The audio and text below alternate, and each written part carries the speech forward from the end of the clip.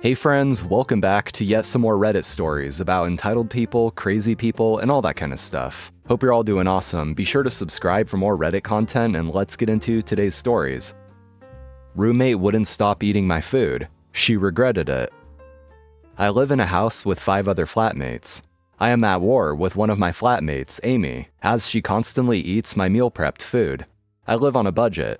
I cannot afford to be frivolous with my expenses, so meal prepping and portioning my food when prices on meat and vegetables are constantly going higher is one way I save money.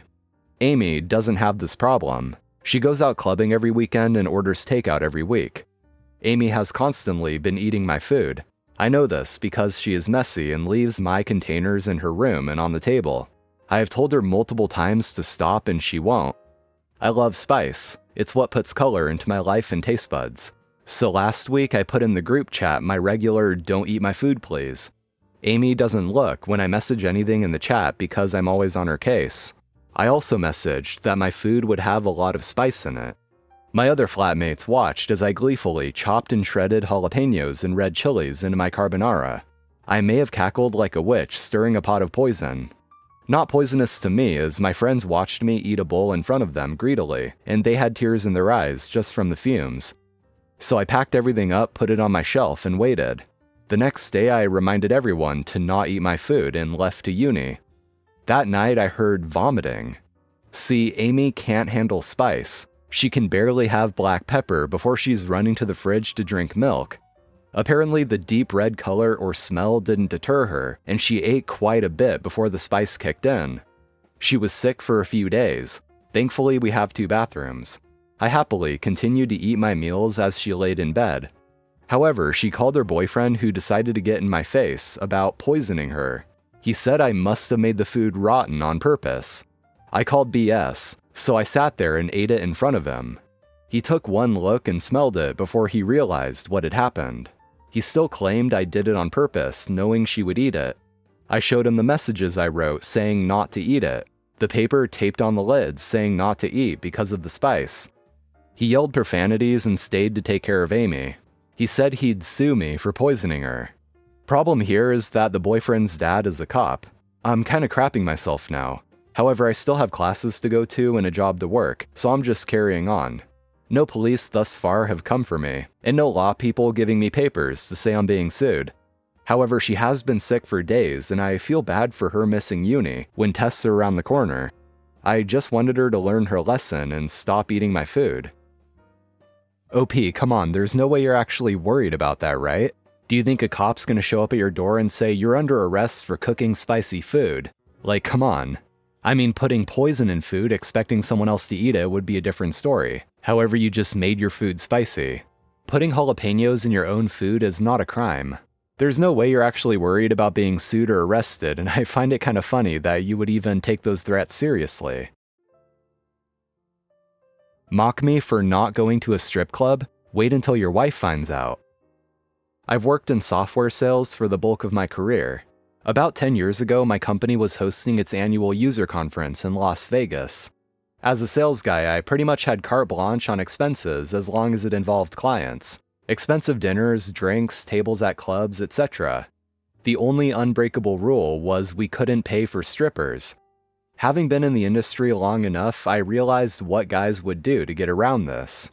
It was common for them to explain to a manager at a strip club, and then they would have the girls' tips added to the bottle service.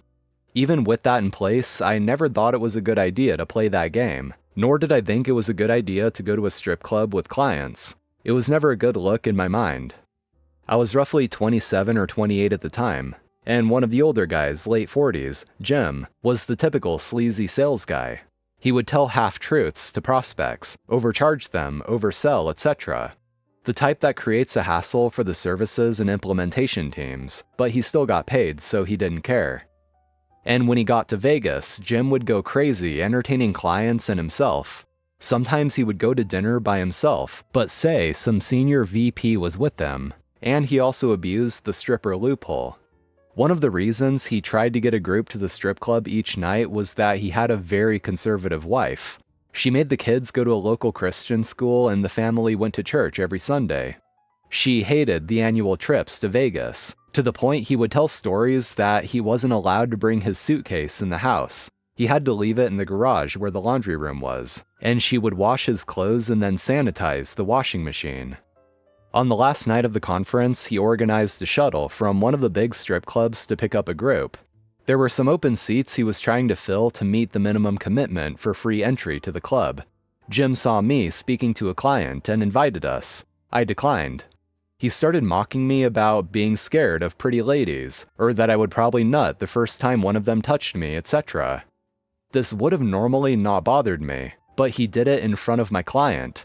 I stated, I don't want to go because I don't think it's professional. He left. I bought my client another round and we joked about the douchebag.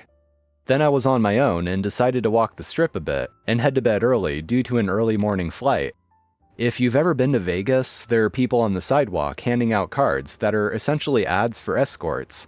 They legally can't speak to you, so they slap the cards on their hands to get your attention. After a few drinks, I started taking a few. Fast forward to the next morning when Jim and I were sitting in the airport waiting for our flight. He had stayed out to 3 or 4 a.m. and was a complete mess and totally hungover. I was 100% and enjoying his condition. At one point, he went to the bathroom and asked me to watch his bag.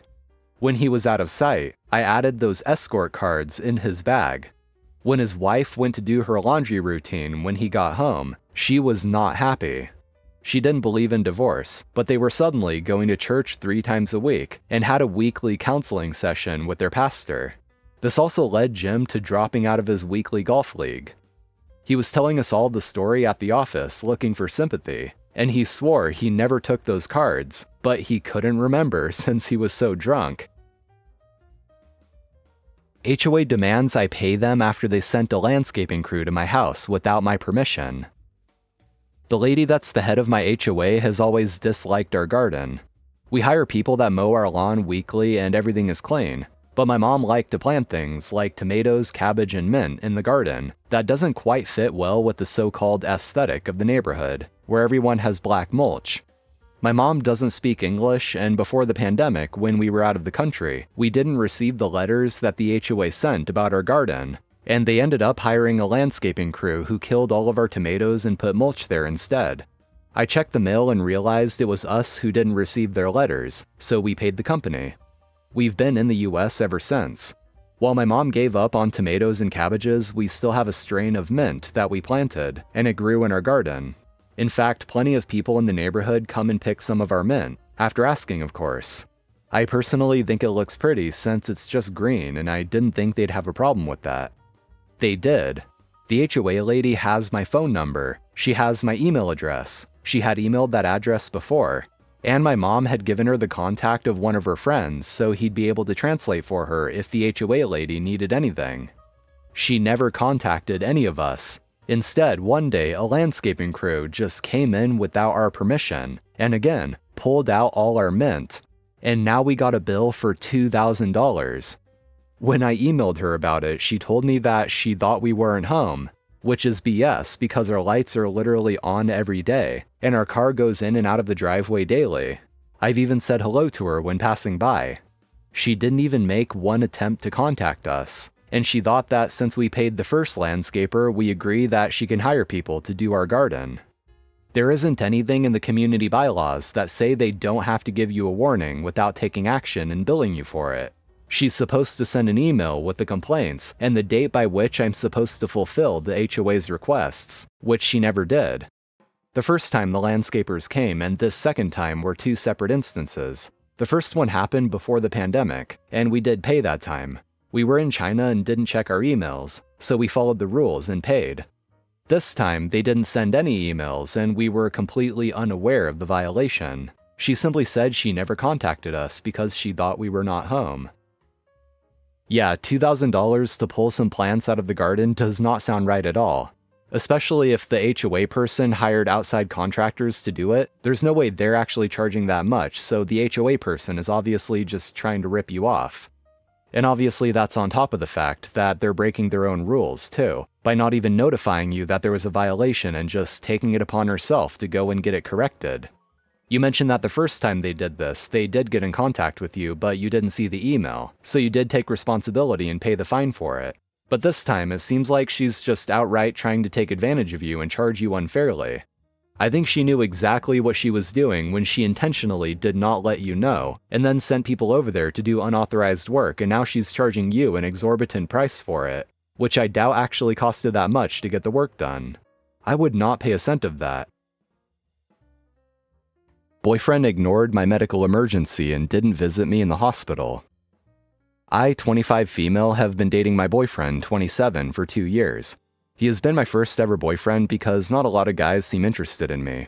Overall, our relationship has been good, but something happened recently that made me question everything. About 2 months ago, I started feeling severe abdominal pain while we were at his apartment. The pain became so intense that I could hardly move or speak. I told my boyfriend that I needed to go to the hospital because something felt very wrong. He dismissed my concerns, saying I was overreacting, and that it was probably just something I ate.